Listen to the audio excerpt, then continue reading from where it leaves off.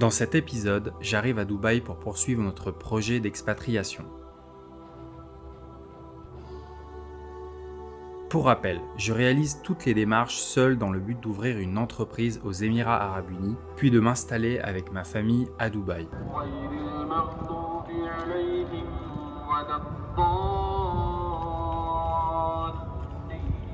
Dans les épisodes précédents, j'avais entamé certaines de ces démarches en France à distance. J'ai ensuite réalisé une escale de 24 heures à Istanbul.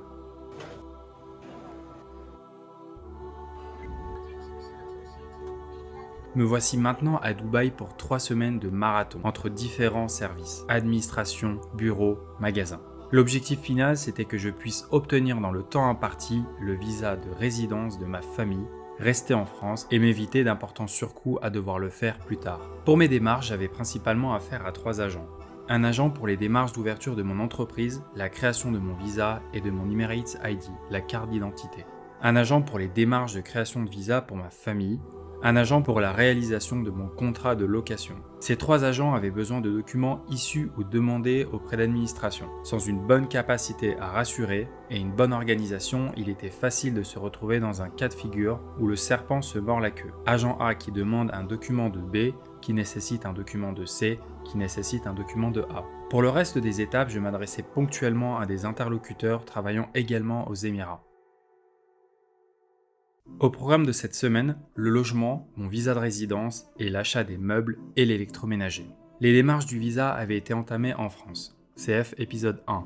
J'entrais donc sur le territoire avec un Entry Permit, un permis d'entrée. Le visa était le sésame pour pouvoir résider aux Émirats Arabes Unis, réaliser les démarches d'ouverture du compte bancaire, inscrire les enfants à l'école, obtenir un permis de conduire, une carte d'identité, avoir accès aux services de santé, sponsoriser sa famille pour l'obtention de leur visa.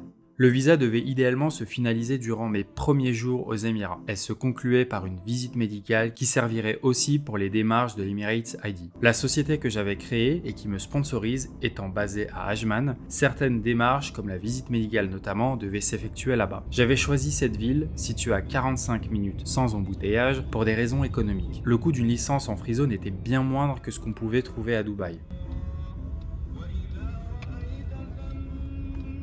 Je sais à l'heure où je vous parle, 1 an plus tard donc, qu'il est possible de trouver des tarifs aussi avantageux à Dubaï même. Tous les renseignements sont en description de cette vidéo. Concernant la visite médicale, il s'agissait d'une prise de sang pour détecter d'éventuelles maladies transmissibles telles que le VIH et d'une radiographie de la cage thoracique pour vérifier que je n'avais pas la tuberculose. Pour la pérennité du projet, il était important que les tests soient négatifs, que la nouvelle soit donc positive, qu'Allah nous préserve et nous protège. Le logement. En parallèle de ça, je profitais de cette première semaine pour chercher et trouver un logement. Comme 99,9% des personnes, je cherchais le meilleur endroit au meilleur prix. Et aux Émirats, on ne se rend pas vraiment compte dans une agence physique pour discuter de son projet de location. C'est vraiment un autre monde. Si le quartier te plaît et l'immeuble et les services qu'il propose te fait de l'œil, eh bien rends-toi simplement à l'accueil et demande les clés. Voilà. Puis tu demandes à être mis en relation avec l'agence immobilière et tu pourras signer un contrat de location. Mes démarches de logement avaient en réalité commencé avant même mon arrivée ici. Pour gagner du temps, je recommande vivement de chercher son appartement en premier lieu sur des annonces immobilières en ligne. Avec des sites comme Dubizzle, il te sera facile de comparer les appartements entre eux et de se faire une idée sur les prix, les surfaces, la proximité avec des centres d'intérêt, le nombre de chambres, les services. Ces recherches préliminaires m'avaient permis d'identifier 4 quartiers plus ou moins abordables qui respectaient des critères définis en amont. Pour les critères, ces derniers se découpaient en 4 parties. Avec mon épouse, nous avions utilisé la méthode ou priorisation de Moscow, une technique populaire dans le management de projet. Nous avions donc des priorités non négociables, la proximité avec une mosquée, un standing neuf, des parcs à proximité, 2 chambres à minima, un loyer inférieur ou égal à 1150 € pour ne pas se sentir lésé puisque nous avons un bien qui nous rapporte 1150 € par mois. Deuxième type de critères, les critères importants, un immeuble proche de ma famille, sur place et proche de l'école, une vue dégagée sur la ville, une surface d'au moins 80 m² et une piscine. Troisième type de critères, c'est bien de les avoir, un dressing, un bureau en plus, des baies vitrées à la place des fenêtres pour faire quelque chose de très moderne. Et enfin, des critères qui peuvent nous faire rêver mais qu'on n'aura pas à coup sûr, vivre dans le Burj Khalifa, un appartement avec 17 chambres et 8 salles de bain. Fort de ces critères et des recherches effectuées en amont, je passais 2 jours en compagnie de ma famille à visiter plusieurs immeubles à Arjan, Sport City, Dubai Hills et Jumeirah Village Circle.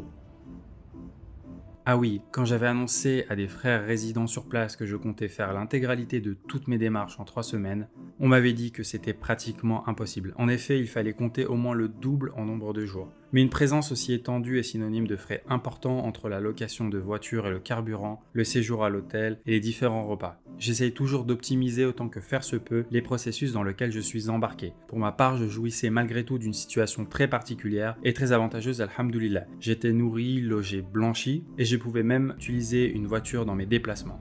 Ça restait un Pékin Express, mais la course était finissable. Il peut devenir intéressant pour minimiser ses coûts, et l'aspect aventurier également, de confier son projet à une agence sérieuse qui pourrait vous faire économiser bien plus que le prix du service. En description également pour en savoir plus. Revenons à notre sujet. Les 4 quartiers offraient des perspectives intéressantes de lieux de vie et étaient assez proches de la famille qui résidait aux Émirats Arabes Unis. 2 jours de visite plus tard, je trouvais la perle rare, un bel appartement de 105 mètres carrés, complètement neuf, dans un immeuble doté de plusieurs services. L'ambiance faisait un peu hôtel, très moderne avec des couloirs marbrés et de nombreux ascenseurs, salle de gym, piscine, vue à couper le souffle, place de parking en intérieur, nombreux commerces à proximité, mosquée à 2 minutes en voiture, immense parc en face, excellente disposition de l'appartement et prix très proche de notre target. Tu commences un peu à me connaître, un peu de négociation plus tard et l'appartement était à nous pour 100 € de moins par mois que prévu. La suite sera tout aussi sportive, sans papier de résidence, nous nous fixions une date de démarrage de contrat éloignée dans le temps. Le lendemain, je rencontrai l'agent en physique pour pouvoir lui remettre les chèques.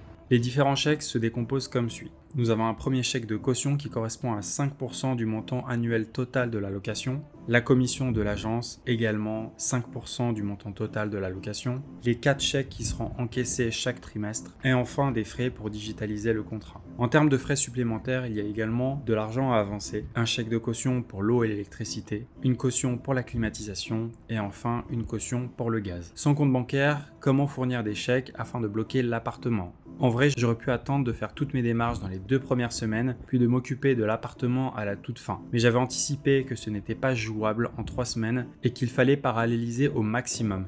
Il aurait fallu prolonger mon séjour ici. Je pensais à Happy Muslim Family rester seul à Paris avec nos 2 enfants. Et signer le contrat n'était pas la dernière étape concernant l'habitation. L'ouverture de l'eau, l'électricité étaient requis à minima pour émettre une première facture à mon nom pour permettre la création des visas de ma famille. Puis l'achat et la réception des meubles de l'électroménager, ça aussi c'est des choses qui prennent du temps. Je voulais m'en occuper en amont afin que ma famille arrive ultérieurement dans d'excellentes conditions, un appartement tout prêt et permettre également à bébé 1 de faire sa rentrée dans de bonnes conditions. Pour les 4 chèques, je comptais donc une nouvelle fois sur l'aide inestimable de ma petite sœur qui me permit d'utiliser son chéquier. Elle avait donc avancé une partie des frais et c'est sans compter l'excitation et peut-être un peu de fatigue qui m'avait fait écrire 60 000 au lieu de 16 000 dirhams en anglais.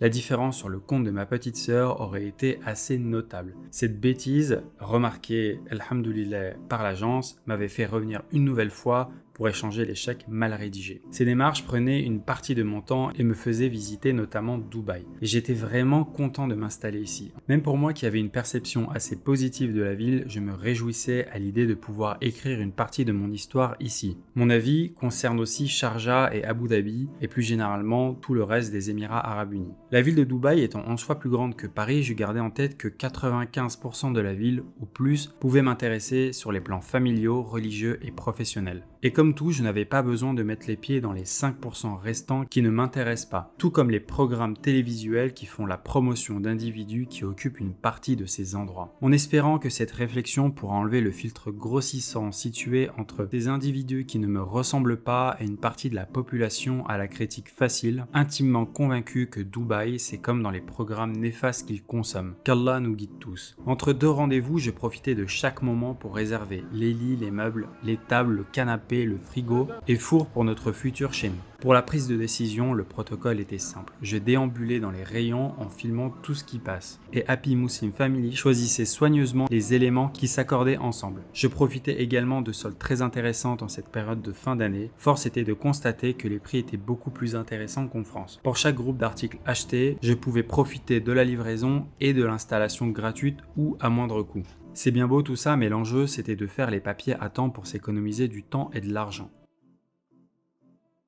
L'objectif de cette semaine, c'était de recevoir mon Emirates ID, de pouvoir emménager à la fin de la semaine dans notre nouvel appartement et de recevoir également et dans la foulée les différents meubles et articles d'électroménager. Cela m'aurait laissé suffisamment de temps pour finaliser et soumettre le dossier pour sponsoriser ma famille au cours de la 3e semaine. Planning serré, ambitieux, mais je l'espère réalisable. Le souci, c'est que la première semaine, je devais avoir mon visa de résidence. Il n'était pas prêt, donc c'était au programme de cette nouvelle semaine. Et je te l'annonce, malheureusement, je n'aurai pas l'Emirates ID au cours de cette semaine, bien que je viens de te l'annoncer. Et je n'aurai pas non plus mes meubles à temps, et j'apprendrai que durant la 3e semaine, il y aura un jour férié qui me laissera encore moins de temps pour tout finaliser, à savoir ce qui est au programme et tout ce qui est en retard. Avant de parler de catastrophe, de naufrage, d'un repas complètement raté alors que tu reçois ta belle famille pour la première fois dans 15 minutes, je te relate ce début de semaine qui démarrait plutôt bien, enfin presque bien. Première déconvenue, j'avais réalisé mes tests médicaux à Ajman, alhamdoulilah. Covid oblige, je devais impérativement réaliser un test PCR avant d'entrer dans une administration. Acte en théorie super simple, ça l'était encore plus dans la pratique, car je pouvais le faire en me rendant dans un centre en plein air